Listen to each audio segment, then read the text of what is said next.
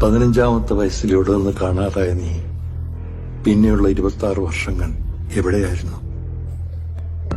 ചില കഥകൾ തീരുന്നയിടം, അവസാനിച്ചു എന്ന് തോന്നുന്നയിടം, ഇരുട്ട് മാറി വെളിച്ചം പരന്നുവെന്ന് ലോകം പറഞ്ഞു പറഞ്ഞു പഠിപ്പിച്ചിടം, കണ്ണിമ വെട്ടാതെ കരുതിയിരിക്കുക. അവിടെയാണ് ഇതിഹാസങ്ങൾ ജനിക്കുന്നത്.